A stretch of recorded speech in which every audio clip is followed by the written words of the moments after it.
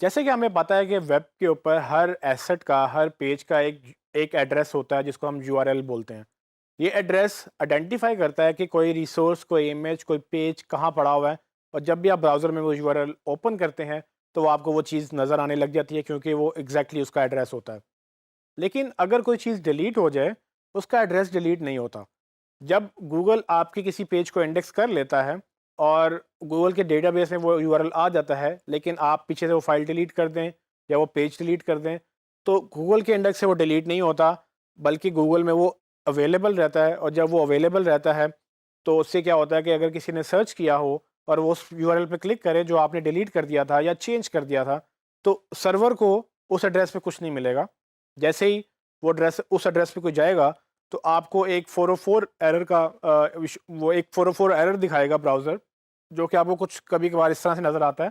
ये 404 एरर बड़े डिफरेंट तरह से आप डिज़ाइन भी कर सकते हैं, लोग अपनी मर्ज़ी के 404 पेजेस भी बना लेते हैं। लेकिन इन शॉर्ट 404 का मतलब ये है कि वो एक एरर है कि चीज़ एग्ज़िस्ट नहीं करती। वो आपका एड्रेस गलत है, जिस पे कुछ भी एग्ज़िस्ट नहीं करता। आपको 404 एरर तब नज़र आएगा जब पेज का यूआरएल या जो फाइल का यूआरएल है वो एग्ज़िस्ट नहीं करेगा। ये एक बहुत बड़ा प्रॉब्लम है। गूगल ये समझता है कि अगर आपके ब्रोकन यूआरएल्स हैं, तो वो आपको उस पे एसईओ में वैल्यू डाउन करेगा और अगर यूज़र आपकी वेबसाइट पे आता है और वो एक ब्रोकन पेज पे लैंड करता है, तो वो आपकी वेबसाइट छोड़ जाएगा। और इसके अलावा आपका बिज़नेस में भी काफ़ी इम्पैक्ट पड़ता है इन ब्रोकन यूआरएल्स की वजह से। तो इसमें 3 मेन चीज़ें देखने वाली हैं।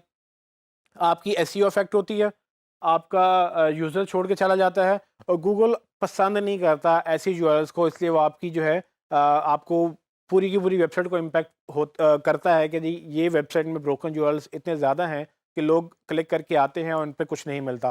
वो आपकी वेबसाइट है या आपके क्लाइंट की वेबसाइट है, आपने ब्रोकन यूआरएल्स को आइडेंटिफ़ाई करना होता है और आइडेंटिफ़ाई करने के 2-3 तरीके हैं। कि एक तो ये कि आपको वैसी कोई पेज नज़र आ जाए कि जब आप जाएँ, सर्च करें और आपको नज़र आ जाए कि ये पेज तो एग्ज़िस्ट नहीं करता, आप उसको ठीक कर लें।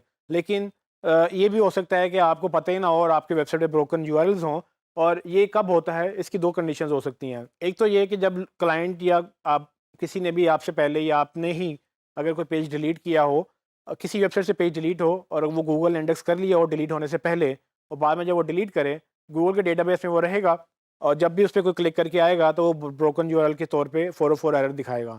तो या तो पेज डिलीट हो जाता है या कभी-कभार ये भी होता है कि आपने एक आर्टिकल लिखा, अब आपको नाम उसको चेंज करना था, आपने थोड़ी बहुत चेंजेस की और आपने उसका नाम डिफरेंट कर दिया, उसका यूआरएल डिफरेंट हो गया। अब बेसिकली आपने पेज तो डिलीट नहीं किया, लेकिन वो यूआरएल जो पहले गूगल इंडेक्स कर चुका था या सर्च इंजन इंडेक्स कर चुके थे, अब उसका यूआरएल चेंज हो गया। पुराने यूआरएल पे कोई भी नहीं जा सकेगा क्योंकि वो एग्ज़िस्ट नहीं करता। अब वो डिलीट हुआ या वो चेंज हुआ, वो एक ही बात है। तो ये जब इश्यूज़ आते हैं, तो आपको ये देखना होता है कि जब आप वेबसाइट माइग्रेट कर रहे हैं, माइग्रेट से मुराद कि अगर आपने नई वेबसाइट बना ली है या आपने एक पेज की जगह दूसरा नया पेज बना लिया है, तो आप पुराने यूआरएल से नए यूआरएल पे रीडायरेक्शन लगाएँ।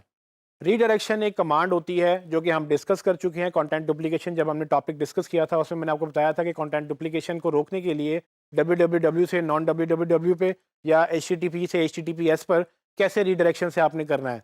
लेकिन रीडायरेक्शन सिर्फ वहीं तक लिमिटेड नहीं है। अगर आप कोई पेज डिलीट करें, जो कि बहुत नेचुरल है क्योंकि अगर आपको पेज अब नहीं चाहिए आप डिलीट कर देंगे। आप डिलीट कर दें लेकिन उसको रीडायरेक्ट ज़रूर करें। रीडायरेक्शन का मतलब ये होता है कि आपने जो पुराना यूआरएल था उससे आपने एक नए यूआरएल पे एड्रेस दे दिया।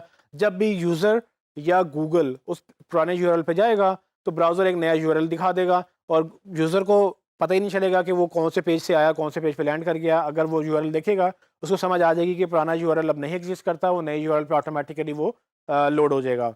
और गूगल जब ये देखेगा बिहेवियर कि हाँ भाई, एक पुराना यूआरएल था जो उसके डेटाबेस में था, जब वो उसको क्रॉल करेगा, वो देखेगा पेज एग्ज़िस्ट नहीं करता, लेकिन पेज के ऊपर एक 301 रीडायरेक्शन लगी हुई है, जिसमें होगा ये कि जब वो उसको ब्राउज़ करेगा तो एक नए पेज पे लैंड कर जाएगा।